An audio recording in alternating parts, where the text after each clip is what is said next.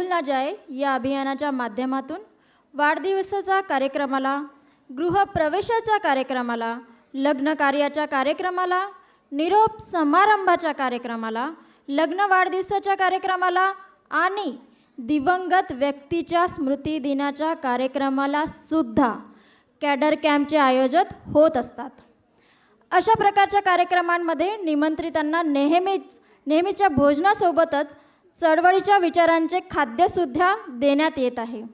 कही हम भूल ना जाए या अभियानाच्या माध्यमातून उचललेले हे एक परिवर्तनीय आणि क्रांतिकारी पाऊल आहे.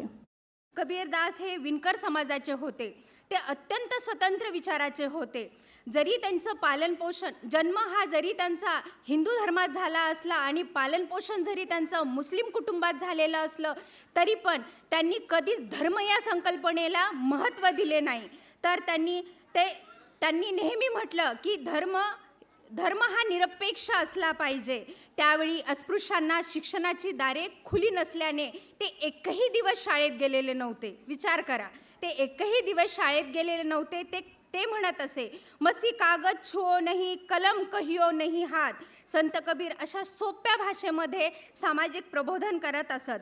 त्यांनी कधीच ऊच नीच, जातपात, धार्मिक थाट, रूढिवाद अशा विविध प्रकारच्या समाज कंटकांना आणि भेदभावाला त्यांनी कडाडून विरोध केला. तसेच संत कबीर यांनी जाती व्यवस्थेलाही विरोध केला. त्यांनी ब्राह्मणांचे नेतृत्व अमान्य केले. ते म्हणायचे, हमरा झगड़ा न कोहू, पंडित मुल्ला छोड़े देऊ, अल्लाह राम का गम नहीं, तहम घर किया कबीरा. ब्राह्मण, क्षत्रिय आणि वैश्य, शूद्र हे 4 वर्ण त्यांनी नाकारले. त्यांचा जो सिद्धांत होता अनुक्रमे की ब्रह्माच्या तोंडातून, हातातून आणि मांडीतून, पायातून हे जे आपले जे वर्ण निर्माण झालेले आहेत ह्या गोष्टी त्यांनी नाकारल्या. त्यांनी गौतम बुद्धांचा जो अष्टांग मार्गाचा सिद्धांत होता त्यांच्यावर त्याची नितांत श्रद्धा होती आणि त्यासाठी त्यांनी काय केलं होतं की हा संघर्ष पुढे चालवला होता. सत्यासाठी बुद्धवाद आणि ब्राह्मणवाद यांच्यात नेहमी संघर्ष झालेला आपण पाहत आहोत. संत कबीर यांनी बुद्धांनी साध्या सोप्यात सांगितलेल्या सिद्धांतावर विश्वास ठेवला. संत कबीर म्हणायचे, मैं कहता आँखों देखी, तू कहता कागज की लेखी. संत कबीर हे समाजाचे प्रबोधन करून एक प्रकारचा संघर्ष करत होते. संघर्षच नव्हे तर एक युद्ध करत होते आणि त्या युद्धासाठी त्यांनी भरपूर असे कार्यकर्ते निर्माण केलेले आहे. आज आपण सुद्धा कार्यकर्ते आहोत. आपल्याला सुद्धा कुणीतरी बळ दिलेलं आहे. त्यावेळेला संत कबीर निरक्षर असून सुद्धा त्यांच्या काव्यातून त्यांनी प्रबोधन करून असे खूप सारे कार्यकर्ते निर्माण केले होते. ते म्हणायचे, कबीरा खड़ा बाजार में लिए लुखाटी हाथ, जो घर फूके अपनी चले हमारे साथ. संत कबीर यांनी संघर्ष केला. हिंदू मुस्लिम ठेकेदारांच्या, काजी आणि मुल्ला, पंडित पुजारी यांच्या थोतांडाविरुद्ध त्यांनी अंधश्रद्धा नाकारली. सुमारे 500 वर्षापूर्वी त्यांनी आपले विचार आणि भाषणातून धर्मनिरपेक्ष समाजाची कल्पना तर केलीच, तसेच त्यांचा पायाही घातला. कबीर हे एक खऱ्या अर्थाने एका नवा युगाचे प्रवर्तक, युगनिर्माते होते. त्यांनी हिंसा, पशुहत्या, कर्मकांड, मूर्तिपूजा या सर्वांचा कडाडून विरोध केला. तसेच जातपात, वर्णव्यवस्था तसेच सांप्रदायिकता म्हणजे दुसऱ्या धर्माबद्दलची असणारी जी ईर्षा म्हणा किंवा द्वेष म्हणा गोष्टी या सर्वांचाही त्यांनी मनातून विरोध केला. त्यांच्या मनात सतत लोकमांगल्याची भावना होती. त्यांचा श्रमावर, कष्टावर फार विश्वास होता. ते प्रेमत्व आणि बंधुभाव, एकात्म यावर त्यांची श्रद्धा होती. त्यांनी चालीरीती, रूढी परंपरा, पाखंडवाद यांचा कडाडून विरोध केला. शेवटी मी संत कबीर यांचा एक दोहा सांगू इच्छिते. मलमल धोये शरीर को, धोये न मन का मैल. मलमल धोए शरीर को, धोए न मन का मैल, नहाए गंगा गोमती, रहे बैल की बैल. अशा प्रकारे अतिशय मोजक्या आणि मार्मिक शब्दामध्ये संत कबीरांनी समाजाचे प्रबोधन केले. ते आजही कुठे ना कुठे आपल्या जीवनाला लागू पडते. बाबासाहेबांचे धर्मांतरण हा अत्यंत क्लिष्ट आणि सर्वांच्या जिव्हाळ्याचा आणि सर्वांना सन्मान मिळवून देणारा असा हा प्रश्न आहे. बाबासाहेबांनी धर्मांतरण का केलं याच्या मुळात आपण जाणार नाही. धर्मांतर त्यांना करावं लागलं 13 ऑक्टोबर 1935 नाशिकच्या येवले या ठिकाणी अस्पृश्यांच्या सभेला संबोधित करताना बाबासाहेबांनी धर्मांतराची भीमगर्जना केली. ही भीमगर्जना केल्यानंतर स्वर्णांच्या छातीत धडधडायला लागलं. हिंदुवाद्यांनी एकच गदारोळ केला आणि काँग्रेसमधल्या हरिजन नेत्यांनी धमक्या दिल्यात, निदर्शनं केली. या असल्या धमक्यांना घाबरणारे बाबासाहेब नव्हते, त्यांचं व्यक्तिमत्व निडर होतं. आणि म्हणूनच धर्मांतराच्या घोषणेनंतर त्यांनी इतर धर्माचा अभ्यास करायला सुरुवात केली. इतर धर्माचा अभ्यास करत असताना त्यांना अशा धर्माची आवश्यकता होती की अस्पृश्य समाजात आत्मविश्वास जागृत करणारा, अंधश्रद्धा, रूढी, परंपरा यांना झुगारून देणारा, त्याचबरोबर वैज्ञानिक दृष्टी देणारा असा समाज त्यांना हवा होता. आणि तो असा धर्म त्यांना हवा होता. असा धम्म म्हणजे बुद्ध धम्म होय. हा बुद्ध धम्म स्वीकारण्याचा निर्णय त्यांनी 23 सप्टेंबर रोजी जाहीर केला आणि येत्या विजयादशमीला म्हणजे 14 ऑक्टोबर 1956ला तो निश्चित केला. 13 ऑक्टोबर 1956ला पत्रकार परिषदेत बोलताना बाबासाहेब म्हणतात, मी महायान किंवा हीनयान पंथाचा स्वीकार करणार नाही. बौद्ध धम्माचा स्वीकार करताना मला बुद्धाच्या शुद्ध शिकवणुकीचं पालन करायचं आहे. आणि त्याला त्यांनी नवयान असं नाव दिलं. हा नवयानाच्या रूपात त्यांनी शुद्ध बुद्ध धम्म जगाला दिला. यामध्ये कुठल्याही अंधश्रद्धा आणि वाईट चालीरीतीला अजिबात स्थान नाही. 14 ऑक्टोबर 1956ला नागपूर येथील दीक्षाभूमीवर 5 लाख अनुयायांसोबत त्यांनी बुद्ध धम्माची दीक्षा घेतली. या भारतभूमीत लोप पावलेल्या बुद्ध धम्माला पुनर्जीवित करण्याचं कार्य बाबासाहेबांनी केलं. आतापर्यंत एक काळ असा होता की मनुवादाची विचारसरणी भारतीयांच्या मनात इतकी खोलवर रुजलेली होती की त्यातून बाहेर पडणं महापातक समजलं जात असे. एवढंच काय, परंतु अस्पृश्य म्हणून गणल्या गेलेल्या उच्च विद्याविभूषित डॉक्टर बाबासाहेब आंबेडकरांनी यातून हिंदू धर्माच्या गर्तेतून बाहेर पडण्याचा निर्णय घेतला. अस्पृश्याच्या कित्येक पिढ्या या अस्पृश्याच्या आणि रूढीवादाच्या खोल गर्तेत खितपत पडलेल्या होत्या. त्यांना बाहेर काढण्यासाठी एकमेव मार्ग होता, तो म्हणजे धर्मांतरण. जर अस्पृश्यांनी बुद्ध धर्माचा स्वीकार केला तर बाकीच्या राष्ट्रांची, बुद्धिस्ट राष्ट्रांची त्यांना मदत होईल, सहानुभूती मिळेल. आणि या सहानुभूतीच्या दशेवर आपण आपली जातीची जळमुट म्हणजे या ठिकाणी अस्पृश्यतेचा कलंक आपल्यावर लागलेला आहे, हा आपण दूर फेकू शकू आणि त्यांच्या जाचातून मुक्त होऊ शकू.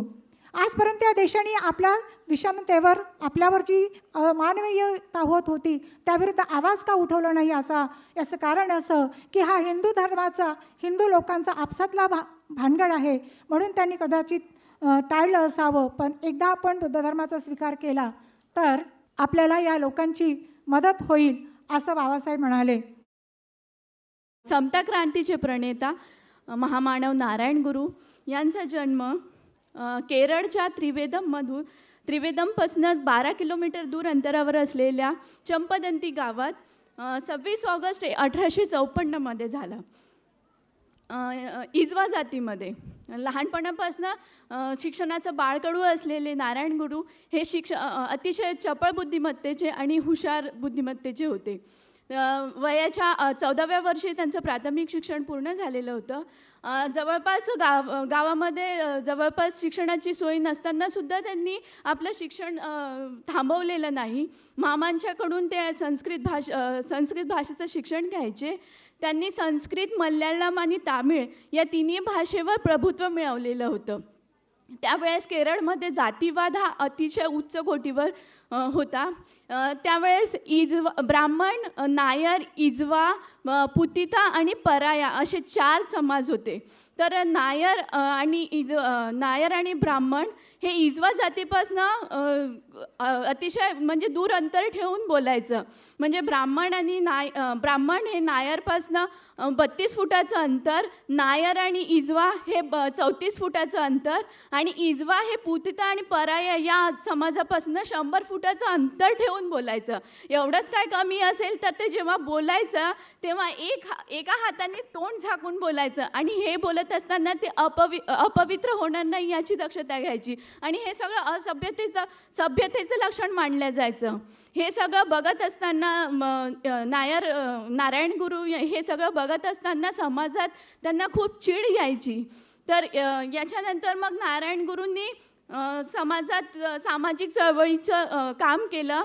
त्यात त्यांनी सर्वप्रथम कटकाडर आणि अतुंगमध्ये सर्वप्रथम शाळा सुरू केल्या. त्यानंतर अरपूर, कांजीवरम, वर्कला आणि या ठिकाणी त्यांनी मठ आणि आश्रमशाळा बांधले. त्यांनी महिलांसाठी आश्रमशाळा बांधल्या. ज्या महिला असह्य होत्या त्यांच्यासाठी त्यांनी आश्रमशाळा बांधल्या. त्या काळात कितीही म्हणजे इजवा समाजामध्ये जन्मलेल्या लोकांना मंदिर आणि सार्वजनिक ठिकाणी जसं विहिरी आहे, पानवटे आहे, या ठिकाणी जाण्याची त्यांना सक्त मनाई असायची. तर नारायण गुरु लोकांना सांगायचे की इजवांनी आपलं स्वतंत्र असं मंदिर बांधावं आणि त्या मंदिरामध्ये त्यांनी स्वतःच्या पद्धतीने पूजा करावी आणि स्वतःचे पुजारी त्यात नेमावे. आणि त्याप्रमाणे लोक त्यांच्या बोलण्यावर विश्वास ठेवू लागले आणि त्याप्रमाणे ते वागत राहिले. नारायण गुरूंनी लोकांमध्ये जाऊन अभ्यास केला. तेव्हा त्यांच्या लक्षात आलं की अज्ञानता, अस्पृश्यता आणि रीतिरिवाज, जाती परंपरा यामुळे लोक वेगवेगळ्या याच्यात विखुरलेले आहे. त्यांनी विचार केला की समाजात आपल्याला हे जे विखुरलेलेपण आहे ते कमी करायला पाहिजे, लोकात प्रेमाची भावना निर्माण करायला पाहिजे. त्यामुळे त्यांनी मग लोकांमध्ये जाऊन त्यांच्याशी प्रेमाने बोलणे, वागणे हे सगळं सुरू केलं. आणि त्यातच त्यांचा एक षडमुखदास कांजीपुरम यांच्याशी त्यांचा संबंध आला आणि ते नायर समाजाचे असतानासुद्धा त्यांना आपला गुरु मानले. एकदा कवी रवींद्रनाथ म्हणतात की मी विश्वभ्रमण करत असताना त्यांना त्यांच्यासोबत राहण्याची संधी आली. तर कवी रवींद्रदास म्हणतात की मी एवढा हुशार आणि आध्यात्मिक पुरुष मी कधी बघितलेला नाही आणि किंवा त्यांची बरोबरी करणाराही एक व्यक्ती मी या जगात अजून बघितलेला नाही. हे सगळं काम करत असताना नारायण गुरूचा 20 डिसेंबर 1928ला महापरिनिर्वाण झाला. वर्गहीन आणि जातीहीन समाज बनवण्यासाठी त्यांनी पूर्ण जीवनभर संघर्ष केला. दलितांना आणि पीडितांच्या शिक्षणासाठी त्यांनी प्रेरणा दिली. या त्यांच्या प्रेरणेला आपण सर्व त्यांचा वारसा पुढे वाढवू. दरवर्षी दिवाळीच्या सुट्ट्यांमध्ये विद्यार्थ्यांना 15-15 तास अभ्यास करण्याचे चॅलेंज दिले जाते. अभ्यासाच्या या चॅलेंजला विविध जिल्ह्यातून उदंड प्रतिसाद मिळत असतो आणि सर्व विद्यार्थी अभ्यासाच्या या चॅलेंजला सहजरित्या पार करीत असतात. कांशीराम जी ने हमें फुले, शाहू, अंबेडकर इनके द्वारा चला गए मूवमेंट की ओर देखने का एक नया ही नज़रिया दिया. कांशीराम जी ने हमारे महापुरुषों का कारवां उनकी मंजिल तक पहुंचाने के लिए अपना पूरा जीवन त्याग दिया. नौकरी छोड़ी, घर बार छोड़ा और प्रतिज्ञा ली that I will never get married, I will never acquire any property, I will never visit my home, I will devote and dedicate rest of my life to achieve the goals of Phule Shahu Ambedkar movement. मान्यवर कांशीराम जी ने बाबा साहेब की बातें समझकर हमें अपने कमाई का 20वां हिस्सा इस मूवमेंट को आगे बढ़ा देने के लिए कहा. उन्होंने मान्यवर कांशीराम जी ने खुद अपनी पूरी जमा पूंजी इस मूवमेंट को अर्पण कर दी. दिन रात एक किए, बाबा साहेब की विचारधारा पढ़ने लगे, इस मूवमेंट को आगे बढ़ाने लगे. कभी भूखे पेट सोना पड़े या ज़मीन पर पेपर बिछा कर सोने से लेकर तो मुर्दे का कोट पहनने तक मूवमेंट के लिए किसी भी बात की परवाह नहीं की. संपूर्ण भारत का दौरा साइकिल से किया और विरोधियों को भी बताया चैन नहीं, आराम नहीं, हमें नहीं तो तुम्हें भी नहीं. उस समय बाबा साहेब को मानने वाले नेतागण कहते थे कि बाबा साहेब की विचारधारा तो अच्छी है पर होऊ शकत नाही, और उन्होंने अपने स्वार्थ के लिए होऊ शकत नाही की लहर फैला दी. लेकिन मान्यवर कांशीराम जी ने बाबा साहेब की विचारधारा अच्छी है और हो सकत है, यह विश्वास लोगों में जागृत किया। और वह कहते थे, दिल में अगर सच्ची तमन्ना हो तो कई रास्ते निकल आते हैं, वरना एक से एक बढ़िया बहाने निकल आते हैं। मान्यवर कांशीराम जी ने पहले कर्मचारियों का वामसेव संगठन स्थापित किया। उनमें समाज का दायित्व की भावना जागृत की। उन्होंने बुद्धिस्ट रिसर्च सेंटर, दलित शोषित समाज संग्रह समिति एवं बहुजन समाज पार्टी बनाई। मान्यवर कांशीराम जी कहते थे, मेरे सपनों का भारत, सम्राट अशोक का भारत।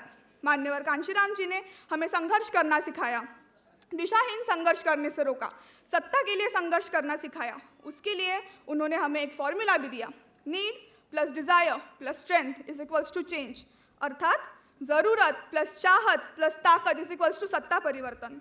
और उन्होंने बाबा साहेब की विचारधारा को पूरे देश में फिर से एक बार जागृत किया। संपूर्ण भारत में जय भीम का नारा बुलंद किया। देश के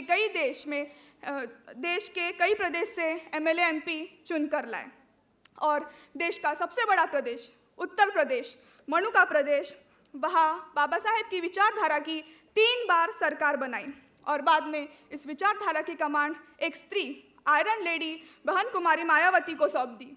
बहन कुमारी मायावती ने 4थी बार बीएसपी की बहुमत सरकार बनाई और बहन कुमारी मायावती एक स्त्री होकर आज भी इस विचारधारा को आगे बढ़ाने के लिए प्रयत्नशील है। ऐसे महान व्यक्ति मान्यवर कांशीराम जी को मैं नमन करती हूँ और आप लोगों से कहती हूँ कि अब ये हमारी जिम्मेदारी है कि इस कार्य को, इस मूवमेंट को हम आगे बढ़ाएं और अपने महापुरुषों का सपनों का भारत हम निर्माण करें। जे तत्कालीन मंत्रिमंडळ होतं त्यावेळेस बाबासाहेबांचा विरोध करत होतं। संविधान सभेमध्ये सुद्धा यांना येऊ द्यायचं नाही हे त्यांनी ठरवलेलं होतं। पण बाबासाहेब विद्वान होते हे सर्वांना परिचित होतं। तर ते पश्चिम बंगालचे जे जोगेंद्रनाथ मंडल आहेत यांनी बाबासाहेबांना संविधान सभेत निवडून देण्याचे ठरवले आणि त्यांच्या सर्व सदस्यांना एकदम ठाम असं त्यांनी सांगितलं की तुम्ही जर निवडून त्यांच्यामध्ये एक व्यक्ती होती, त्यांनी ठाम सांगितलं की तुम्ही जर निवडून दिलं नाही तर मी माझी ही तलवार रक्ताने लथपथ करेल, असं त्यांनी ठामपणे तेव्हा सांगितलं। आता असं आहे का हो कुणी की ठामपणे असं बोलेल? असे आता काही प्रतिनिधी आहेत का आपल्यासाठी काही काम करणारे? 131 प्रतिनिधी त्या संसदेमध्ये बसलेले आहे, आपल्यासाठी काही करतायत का ते? त्याच्यासाठी आपण संविधान वाचलं पाहिजे। तर मी म्हणते की बाबासाहेबांनी हे आपल्यासाठी सर्व हिताचे जे कायदे करून ठेवलेले आहे संविधानामध्ये, त्याचा आपण वाचन केलं पाहिजे। हे वाचन करणं खूप गरजेचं आहे आजच्या काळामध्ये। आता हे लहान मुलांना थोडं शिक्षणामध्ये पण अभ्यासामध्ये त्यांनी हा विषय दिलेला नाही आहे संविधानाचा। काही आपले आता कही हम भूलना जाए टीममधील रितेश पाटील सरांनी तो सुरू केलेला आहे। लहान मुलांना ते शिकवतात संविधान, म्हणून आता त्यांच्या आईवडिलांना पण ते समजू लागलेलं आहे। पण आपण त्या संविधानाविषयी खूप अनभिज्ञ आहोत बाकीचे, तर आपण ते कुठे वाचलं पाहिजे असं मला माझं वैयक्तिक मत आहे। ते वाचाल तर आपण वाचू, तर ते संविधान आपलं अंमलात आलं 26 जानेवारी 1950 साली। त्यामध्ये 6 आपले मूळ अधिकार आहेत। कोणते कोणते आहेत? समतेचा अधिकार, स्वातंत्र्यतेचा अधिकार, आपलं शोषणाविरुद्धचा अधिकार, शैक्षणिक आणि धर्मस्वातंत्र्याचा अधिकार आणि शैक्षणिक आणि संस्कृतीचा अधिकार, संवैधानिक उपचारांचा अधिकार, असे ते आपले मूळ 6 अधिकार आहेत। त्यानंतर त्यामध्ये 12 अनुसूची आहेत, 395 कलम आहेत आणि त्या कलमांमध्ये एकही गोष्ट अशी नाही की ती आपल्या हिताची नाही। सर्व गोष्टी त्याच्यामध्ये हिताच्या टाकलेल्या आहे, फक्त आपण वाचू तेव्हा आपल्याला कळेल। आर्टिकल 1चं उल्लंघन आपल्याला हिंदुस्तान आता लोक म्हणत आहेत, तर ते आपण बघत आहोत, उघड्या डोळ्यांनी ते बघत आहोत। तर ह्यावर आपण विचार करायला पाहिजे। शिक्षणाचा अधिकार बाबासाहेबांनी दिलेला आहे 21 क मध्ये, त्याचं सुद्धा पालन होत नाही आहे। ते सुद्धा आपण त्याच्यावर सुद्धा आपण अभ्यास केला पाहिजे का हे का होत नाही आहे। 2 मिनिटातच मी माझं वक्तव्य पूर्ण करते. आणि महापुरुषांचे सर्व विचार, बुद्धांपासून जे विचार आहेत ते सर्व ह्याच्यामध्ये टाकलेले आहेत संविधानामध्ये. बुद्धांचा जो विचार आहे समता, बंधुता आणि न्याय, हे विचार टाकलेले आहेत. ज्योतिबा फुलेंचे विचार टाकलेले आहेत 21 मध्ये. अजून छत्रपती शाहू महाराजांचे विचार टाकलेले आहेत 16(4) आरक्षण, नोकरीसाठी आरक्षण, हे त्यामध्ये कलम सर्वच महापुरुषांची कलममध्ये हा अभ्यास बाबासाहेबांनी त्यामध्ये टाकलेला आहे. म्हणून आपल्याला संविधान वाचणे हे गरजेचं आहे आणि प्रासंगिक आहे. तर मला चिठ्ठी आलेली आहे. हा विषय 5 मिनिटात न संपणारा आहे संविधानाचा. त्याच्यामुळे ह्याच्यावर तुम्ही चिंतन मनन करा आणि हे रोज आपण एक आर्टिकल वाचलं पाहिजे असं मी तुम्हाला सर्वांना सांगते. महात्मा ज्योतिबा फुले यांचा जन्म 11 एप्रिल 1827ला सातारा जिल्ह्यातील कटगुण या गावी झाला. गोरे हे त्यांचे मूळ आडनाव असून त्यांचे वडील फुलांचा व्यवसाय करत होते, म्हणून लोक त्यांना फुले या नावाने ओळखू लागले. महात्मा फुले यांनी समाजातील विषमता, अनिष्ट रूढी परंपरा, जातीभेद या सर्वांचा प्रखर विरोध केला. महात्मा ज्योतिबा फुले यांच्या जीवनामध्ये अशी एक घटना घडली की त्या घटनेने त्यांच्या जीवनाला कलाटणी मिळाली. ते म्हणजे की जेव्हा महात्मा फुले यांचे ब्राह्मण समाजातील एक मित्र होते आणि त्या ब्राह्मण समाजातील मित्राच्या लग्नाचे आमंत्रण हे महात्मा फुले यांना होते. तेव्हा त्या लग्नाच्या वरातीमध्ये महात्मा फुले सहभागी झाल्यानंतर काही ब्राह्मण लोकांनी त्यांना बघितले आणि म्हणू लागले की हा शूद्र कुणबट कोण, असं म्हटल्यानंतर स्वतःमध्ये कुजबूज करू लागलेत. आणि त्यानंतर त्या वरातीमध्ये महात्मा फुले यांचा अपमान करून त्यांना वरातीतून बाहेर काढण्यात आले. या घटनेने महात्मा ज्योतिबा फुले यांना फार वाईट वाटले आणि त्यानंतर त्यांच्या संघर्षाला आणि त्यांच्या चळवळीला सुरुवात झाली. उच्च नीच, भेदभाव, वर्णजाती, अहंकार, विषमता या सर्वांचा त्यांनी निर्धार केला. समाजात जर क्रांती हवी असेल तर सर्वप्रथम पहिले शस्त्र म्हणून स्त्री शिक्षण त्यांनी हाती घेतले. त्या काळी स्त्रियांना शिक्षण देणे म्हणजे पाप करणे असे वाटत होते, त्यामुळे स्त्रियांसाठी शिक्षणाची दारे बंद केली होती आणि म्हणूनच महात्मा ज्योतिबा फुले यांनी सर्वप्रथम स्त्री शिक्षण हाती घेतले. स्वतःच्या घरादाराचा विचार न करता संपूर्ण आयुष्य शेतकरी, कष्टकरी आणि बहुजन समाजासाठी व्यतीत करणारे वंचितांचे उद्धार करते. स्त्री शिकली तर समाज सुधारणेत वेग येईल या विचारांवर त्यांनी मात केली आणि स्वतःच्या पत्नीला प्रथम शिकवलेत. महात्मा फुले यांनी स्त्रियांवर होत असलेले अन्याय, अत्याचार बघून स्त्री शिक्षणाचे महत्त्व जाणले. सुधारणेचा मूळ पाया शिक्षणच आहे आणि शिक्षणाने सर्वांगीण विकास होऊ शकतो यावर त्यांची प्रचंड श्रद्धा होती. समाज रचनेसाठी शिक्षणाची गरज आहे हे ओळखून त्यांनी स्त्री शिक्षण आणि शूद्रांना शिक्षण देण्याचे ठरविले. त्याची सुरुवात त्यांनी स्वतःच्या घरापासूनच म्हणजे त्यांच्या पत्नी सावित्रीबाई फुले यांना शिकवून त्यांनी सन 1848 साली पुण्यातील भिडेवाड्यात मुलींची पहिली शाळा सुरू केली. ही मुलींची पहिली शाळा देशातील पहिली मुलींची शाळा होती आणि त्या शाळेमध्ये शिकवणाऱ्या सावित्रीबाई फुले ह्या देशातील पहिल्या महिला शिक्षिका होत्या. घरातील एक स्त्री शिकली की कुटुंब शिकते, ज्ञान ही एक शक्ती आहे असे विचार महात्मा फुले यांनी मांडले होते. ते अस्पृश्यता, अज्ञान, दारिद्र्य या अस्पृश्यांच्या शिक्षणाद्वारे विकास करण्याचा आणि याच परिस्थितीतून बाहेर काढण्याचा महात्मा फुले यांनी ठाम निश्चय केला. ते स्वतः अस्पृश्यांच्या वस्तीत राहायला गेले आणि माणुसकीचा खरा धर्म त्यांनी लोकांपर्यंत पोहोचवला. प्राथमिक शिक्षण सक्तीचे आणि मोफत केले. जातीभेद नष्ट करण्यासाठी समाजातील खालचा वर्ग शहाणा झाला पाहिजे यासाठी महात्मा फुले यांनी आपले मत मांडलेत. तसेच 12 वर्षाखालील सर्व बालकांना प्राथमिक शिक्षण सक्तीचे आणि मोफत देणे हे शासनाचे कर्तव्य आहे अशी त्यांनी मागणी केली आणि अशी मागणी करणारे ते पहिले भारतीय होते. चक्रवर्ती राजा सम्राट अशोकानंतर आपली राजसत्ता बहुजन हिताय बहुजन सुखाय राबविणारा राज्यकर्ता इतिहासाला माहिती असला एकमेव राजा म्हणजे राजर्षी शाहू छत्रपती महाराज. शाहू छत्रपती महाराज यांच्या हाती राज्यकारभाराची सूत्रे वयाच्या 20व्या वर्षी म्हणजेच 2 एप्रिल 1894ला त्यांच्या हाती आली आणि त्यांनी आपल्या संस्थानामध्ये जेव्हा शिक्षणाची स्थिती बारकाईने अभ्यासली तेव्हा त्यांच्या लक्षामध्ये आले की विद्येचा उपभोग ही फक्त एकच जात घेत आहे आणि लोकशाही यशस्वी करण्यासाठी लोकशिक्षण हे खूप आवश्यक आहे. त्यामुळे शाहू महाराजांनी गाव तिथे शाळा हा उपक्रम हा जाहीरनामा काढला, शाळा काढल्या, शिक्षकांची व्यवस्था केली आणि 1917मध्ये प्राथमिक शिक्षण मोफत व सक्तीचे असा जाहीरनामा त्यांनी काढला. अस्पृश्यांना समतेने वागवण्याची त्यांनी राजाज्ञा दिली. जातीच्या आधारावर अस्पृश्यांना नोकरी नाकारता येणार नाही हा आदेश त्यांनी काढला. वैद्यकीय सेवा देताना अस्पृश्यांना समतेने आणि प्रेमाने वागविण्यात यावे अशी राजाज्ञा त्यांनी दिली.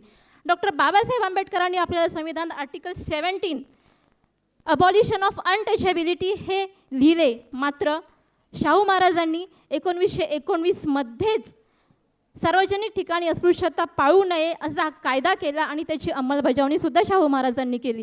त्यानंतर फासे पारधी आणि यांच्या घर बांधणी प्रकल्पाला शाहू महाराजांनी त्यांनी मान्यता दिली. त्यानंतर बलुतेदारी पद्धत, कुलकर्णी वतन या ज्या फसवेगिरीच्या पद्धती होत्या या शाहू महाराजांनी बंद केल्या आणि तलाठी नेमणूक पद्धत त्यांनी सुरू केली आणि त्यामध्ये सुद्धा अस्पृश्यांना त्यांनी प्राधान्य दिले.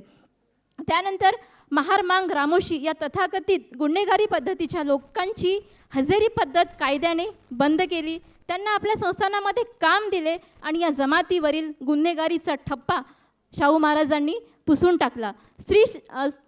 स्त्रियांच्या संरक्षणासाठी त्यांनी स्त्री छळवणूक प्रतिबंधक कायदा तयार केला आणि जसं बाबासाहेबांनी आपल्याला ज्या गोष्टी हिंदू कोड बिलामध्ये मांडल्या होत्या, ज्या त्यांची मागणी केली होती, त्याची अंमलबजावणी कित्येक दशके अगोदर शाहू महाराजांनी आपल्या संस्थानामध्ये केली होती. 22 मार्च 1920 माणगाव परिषदेत शाहू महाराज आपल्या प्रजनांना म्हणाले की बाबासाहेबांच्या रूपाने तुम्ही तुमचा जो पुढारी निवडून काढलेला आहे त्याबद्दल मी तुमचे अभिनंदन करतो आणि डॉक्टर आंबेडकर तुमचा उद्धार केल्याशिवाय राहणार नाहीत असे म्हणून त्यांनी बाबासाहेबांच्या अंगावर खांद्यावर या बहिष्कृत समाजाची त्यांनी जबाबदारी टाकली.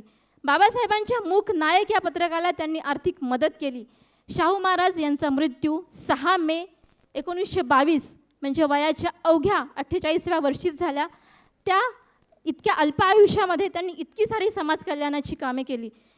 शाहू महाराजांच्या या कार्यावरून आपण काय बोध घ्यायला पाहिजे? शाहू महाराज जे बोलत होते ते करत होते, कुणाला घाबरत नव्हते, कुणाच्या विरोधाला ते घाबरत नव्हते, जीवाची पर्वा करत नव्हते. शाहू महाराजांना बॉम्बस्फोट घडवून आणून मारण्याचा प्रयत्न देखील करण्यात आला होता.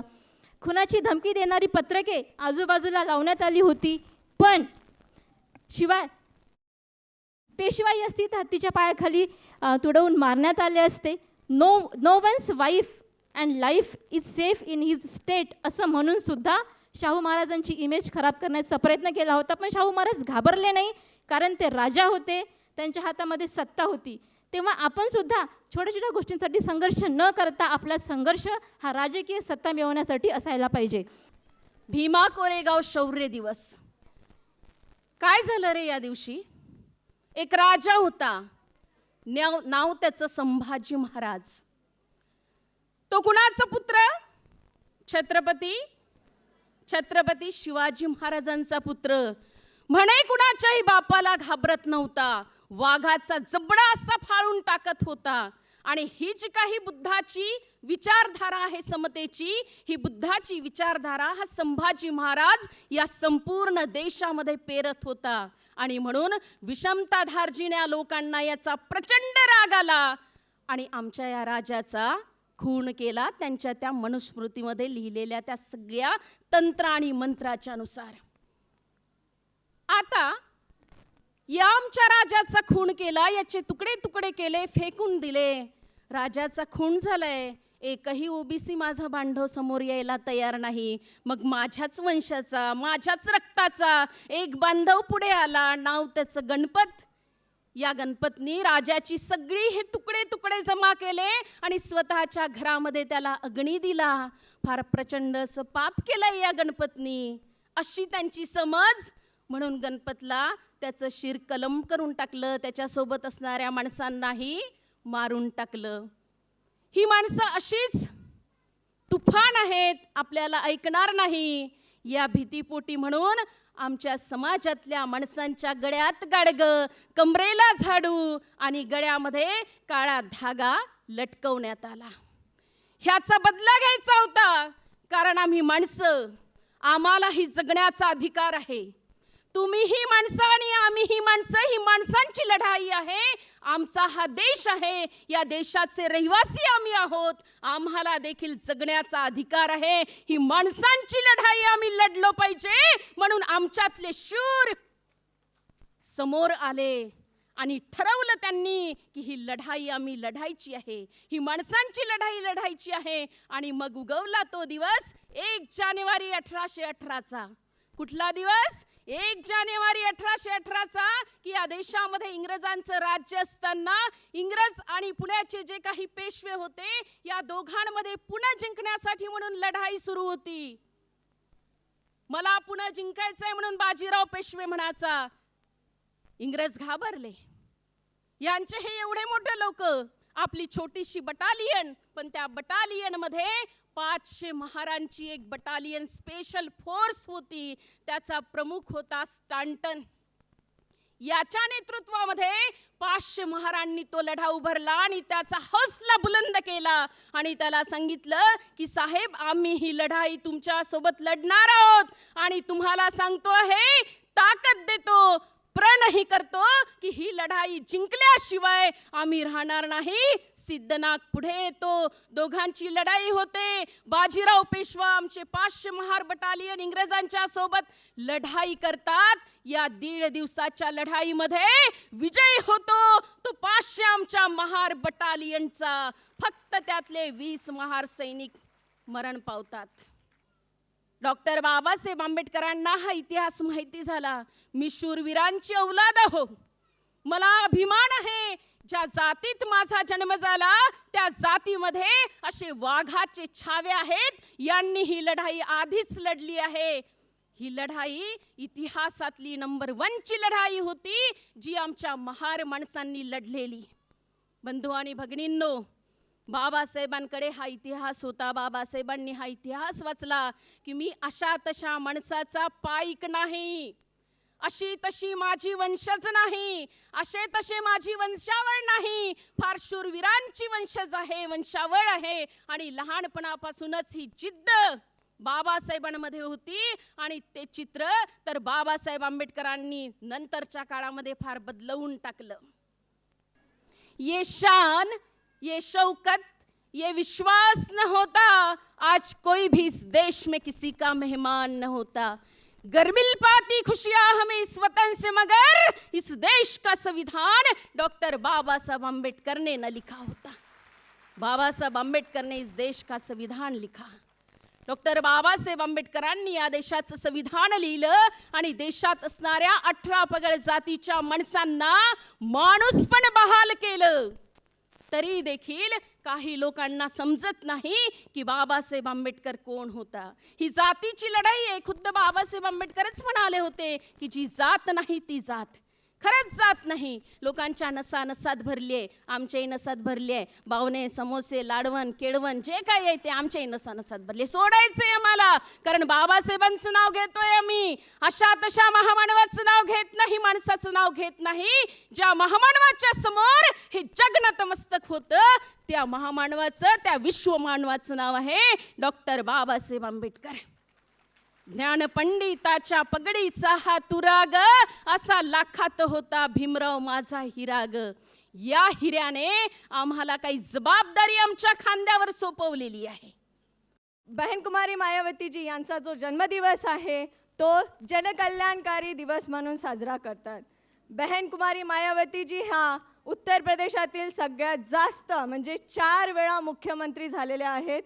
तसेच त्या एक सांसद आणि तसेच त्या एक बहुजनाच्या मुख्य नेता आणि आयरन लेडी म्हणून ओळखल्या जातात. बहन कुमारी मायावतीजी जेव्हा मुख्यमंत्री होत्या तेव्हा तिथली जी महिला होती तसेच तिथले जे दलित वर्ग होते यांच्यामध्ये काहीतरी वेगळाच बदलाव आपल्याला बघायला मिळत होता. बहन कुमारी मायावतीजी यांचं जर का कार्य सांगायचं तर पूर्ण दिवस कमी पडेल. मला तर 5च मिनटं दिलेले आहे. तर बहन कुमारी मायावतीजी ह्या आपल्या आंदोलनात कशा आल्या हे मी तुम्हाला सांगू इच्छिते. बहन कुमारी मायावतीजी ह्या एक संमेलन झाले होते, 3 दिवसीय संमेलन, जे जाती तोडो नामक संमेलन होते. आणि ह्या संमेलनामध्ये बहन कुमारी मायावतीजी ह्या सुद्धा आल्या होत्या. जेव्हा याचे संचालन केंद्रीय मंत्री राजनारायण करत होते, तेव्हा ते वारंवार हरिजन या शब्दाचा वापर करत होते.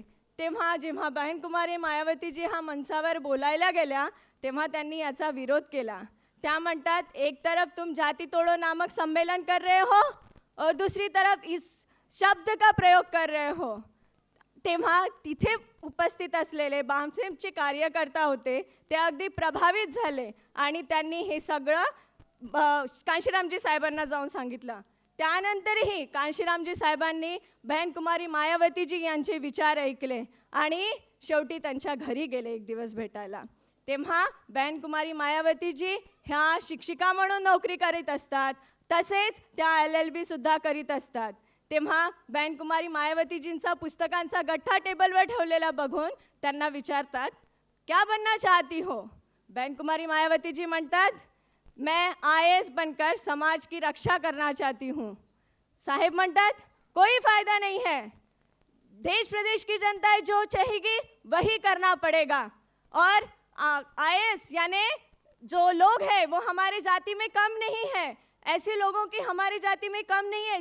कम है तो ऐसे लोगों की, ऐसे नेता की जो इनसे काम करवा सके. आणि आपल्याला दिसते की बहन कुमारी मायावतीजीने IAS सोडून एक नेता बनण्याचा ठाम निश्चय केला. त्यांनी जेव्हा निश्चय केला, तेव्हा सर्वात प्रथम त्यांना विरोध झाला तो त्यांच्या घरूनच. तसं जर पाहिलं तर त्यांचे वडील जे होते ते फार मोठे बाबासाहेबांचे अनुयायी होते.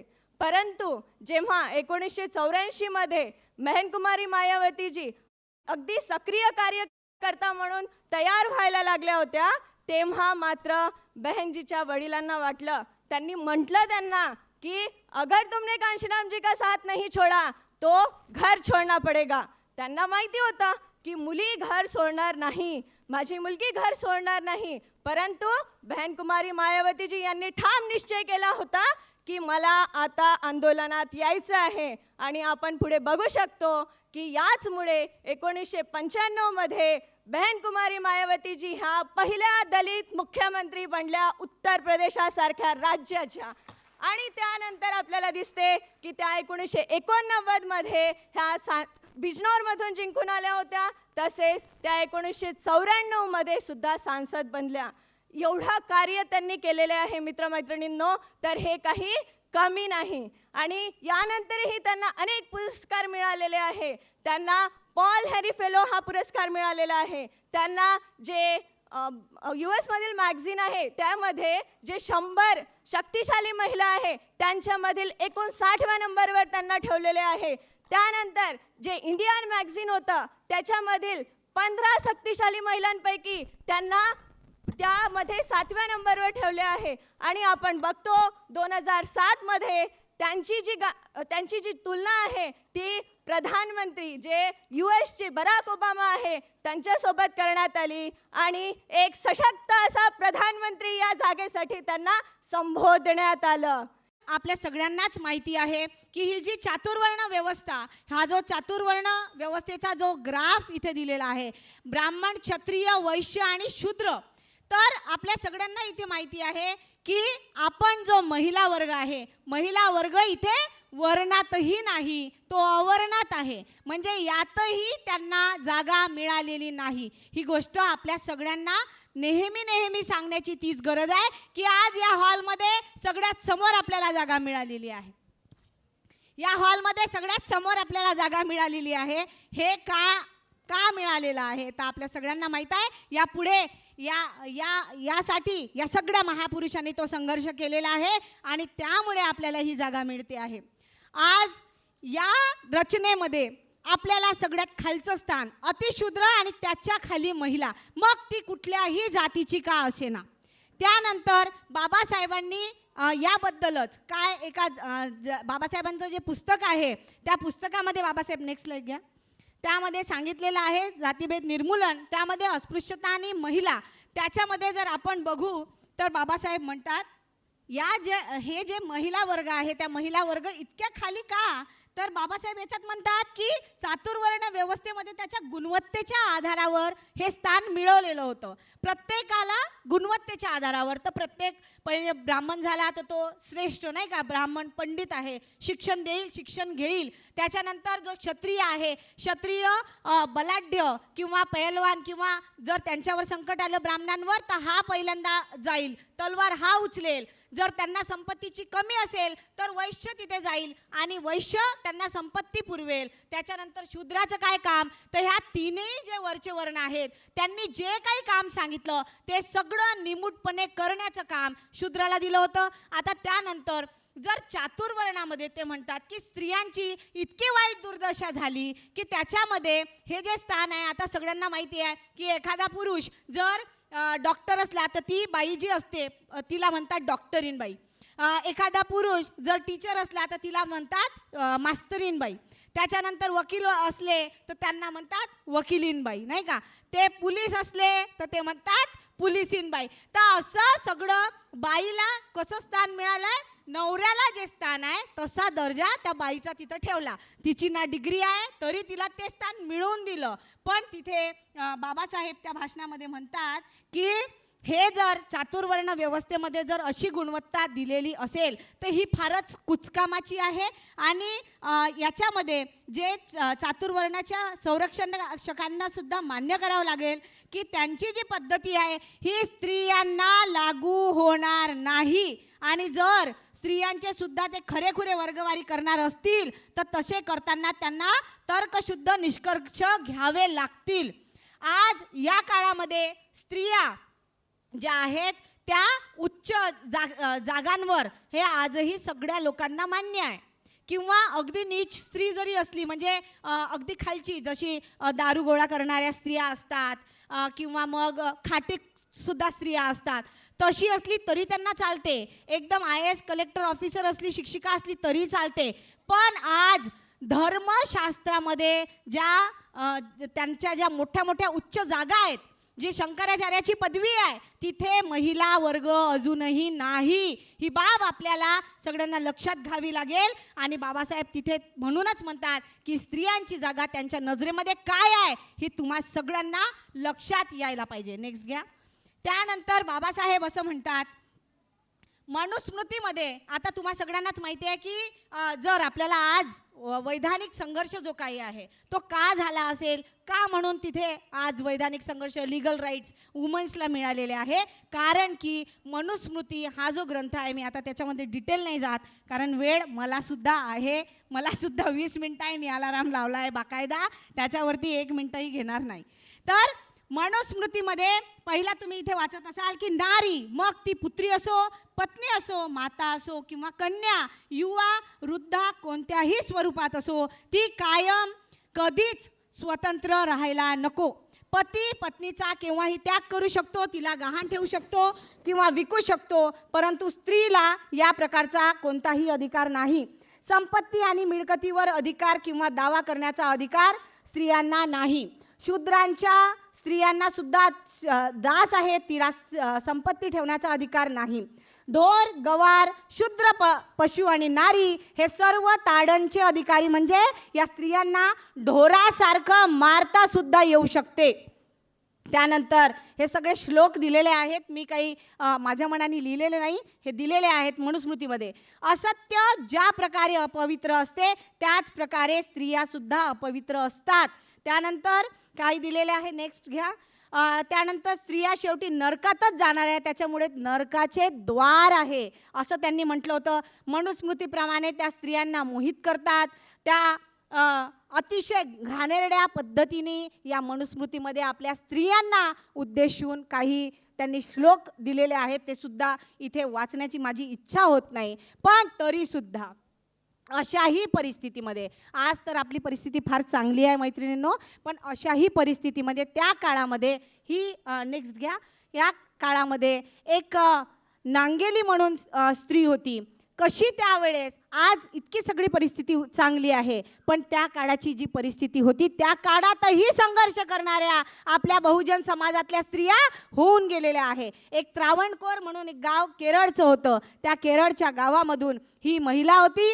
ह्या महिलेबद्दल जर कोणाला माहीत नसेल तर अगदी थोडक्यात सांगते की या महिलेबद्दल त्या गावामध्ये असं व्हायचं की उच्चवर्णीय जे लोक होते ते काय करायचे की महिलांना वरचं जे अंग आहे त्यांचं ते झाकण्याचा त्यांना अधिकार नव्हता आणि त्यांना त्यासाठी टॅक्स द्यायचा होता.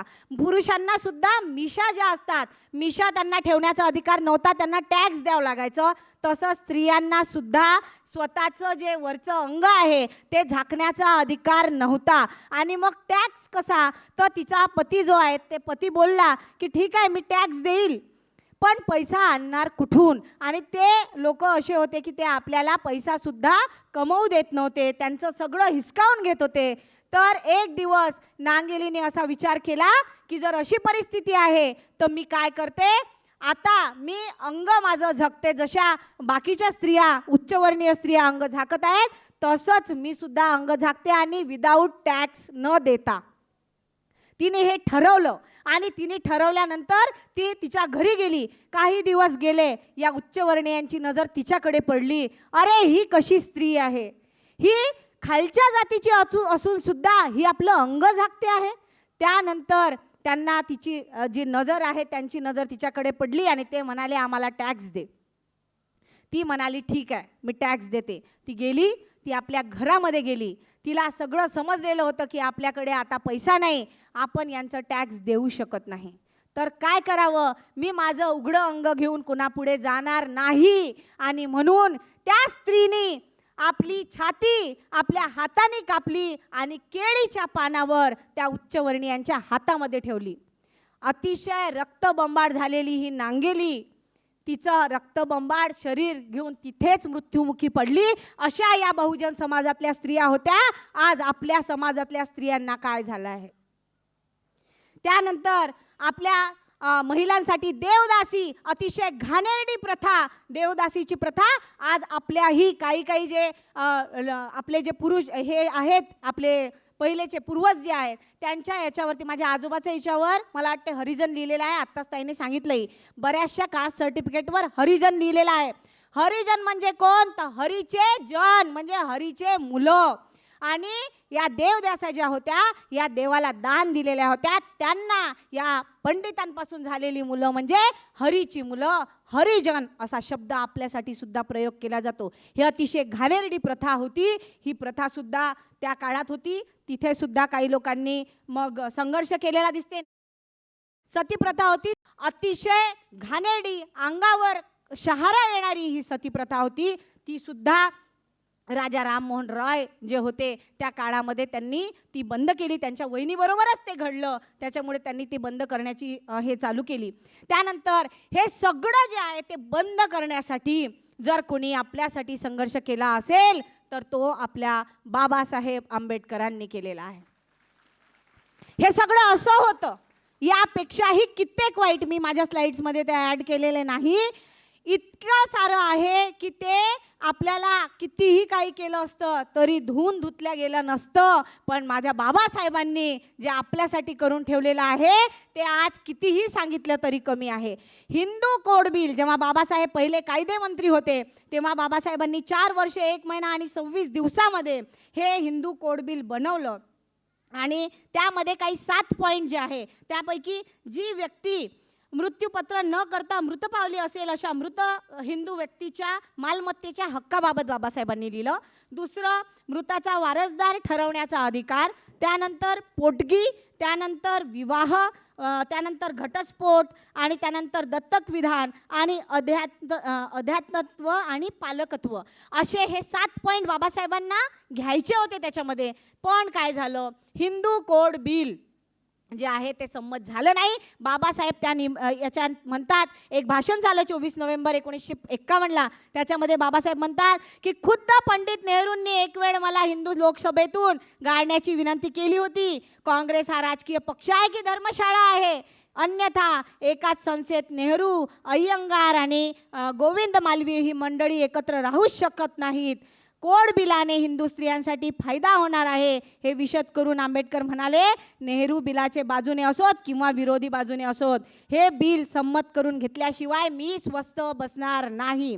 गेल्या 4 वर्षात केव्हाच हे पास झाले असते, पण नेहरूंनी ते मारून टाकले, असं बाबासाहेब त्या भाषणात म्हणतात. नेक्स्ट, त्यानंतर बाबासाहेबांनी अतिशय नाराज झाले, दुःखी झाले, कारण या समस्त महिलांसाठी काहीतरी करायचं होतं. इतक्या त्या याच्यातून निघाल्या होत्या, अग्निपरीक्षा देत होत्या, म्हणून या सगळ्या बहिणींसाठी त्यांना काही करायचं होतं, म्हणून त्यांनी हे सगळे पॉईंट टाकले होते, पण ते झाले नाही. शेवटी त्यांना 27 सप्टेंबर 1951ला या कायदेमंत्री पदाचा राजीनामा द्यावा लागला, कारण त्यांचं बिल पास झालेलं नाही, त्यांना ते करायचं नव्हतं, म्हणून त्यांनी तो राजीनामा दिला. आणि त्याच्याही मागे आपण स्त्रियाच आहोत.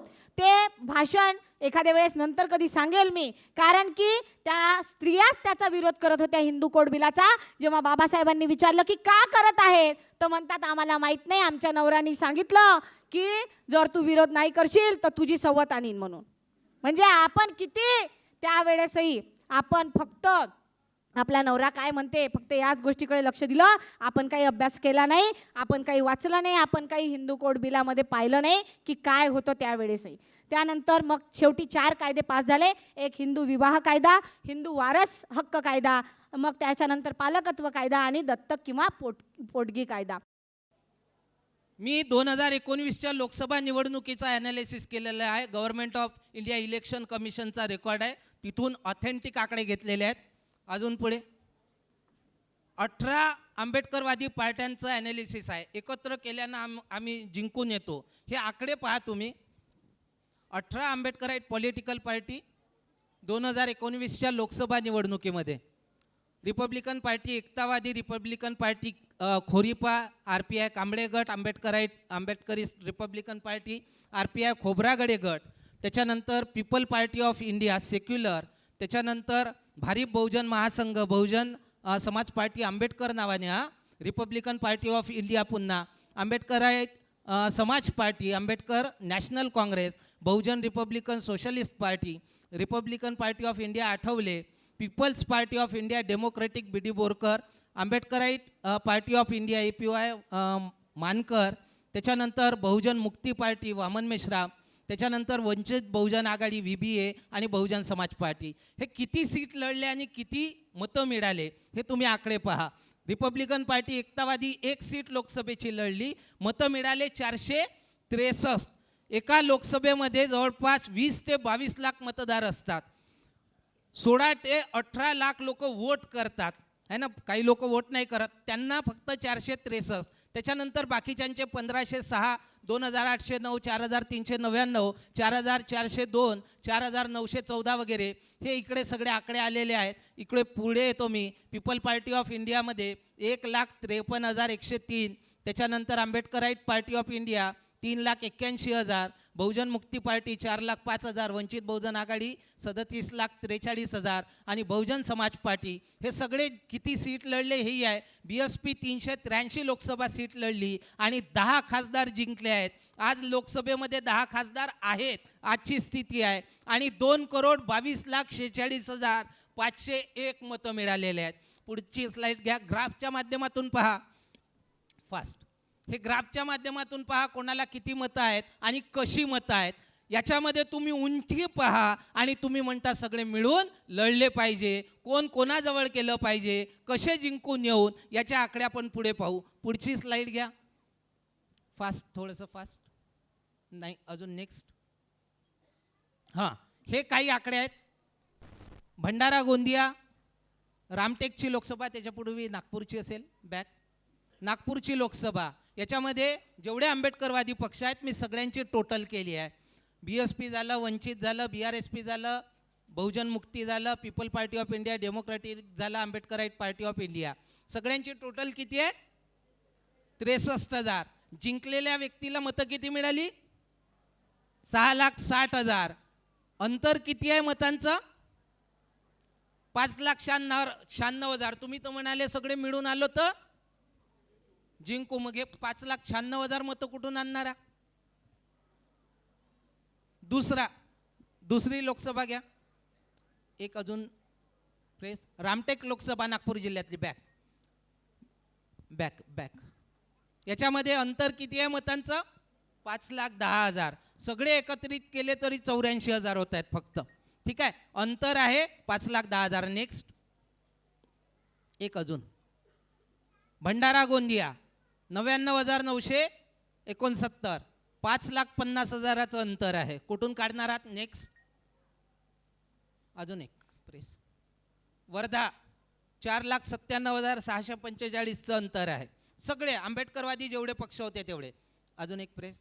अकोला 2,60,000. इथे स्वतः बाळासाहेब होते. 2,78,000 मतं घेतले आणि बाकीचे आंबेडकरवादी पक्ष एकत्र केले तरी 2,60,000 अंतर आहे. त्याच्यानंतर नेक्स्ट अमरावती 4,30,000 अंतर आहे सगळे एकत्र केले तरी. नेक्स्ट हे अंतर कुठून भरून काढणार? तर आंबेडकरवादी पक्ष एकत्र झालं तर आपण जिंकत नाही. कांशीराम साहेब म्हणतात की जो बहुजन समाज आहे, आपल्याला पक्षाच्या आधारावर नाही वाटलं, आपल्याला जी वाटणी केलेली आहे ती केलेली आहे जातीच्या आधारावर, आणि म्हणून जाती जोडून बहुजन समाज बनवावा लागेल. ओबीसीच्या जातींना जोडावं लागेल, एससीच्या जातींना जोडावं लागेल, एसटीच्या जातींना जोडावं लागेल, जमातींना जोडावं लागेल आणि बहुजन समाज बनवावा लागेल. न विकणारा समाज तयार करावा लागेल आणि न विकणारा समाज तयार करून आंबेडकरवादी विचारधाराला म्हणजेच परिवर्तनवादी विचारधारेला म्हणजेच समतावादी विचारधारेला मतं देणारा वर्ग निर्माण करावा लागेल. आणि ते मतं घेऊन मग आम्हाला आजच्या निवडणूक रूपी युद्धभूमीमध्ये जिंकावं लागेल. यासाठी आधी तिथे लढावं लागेल आणि लढण्यासाठी शिपाई लागतील.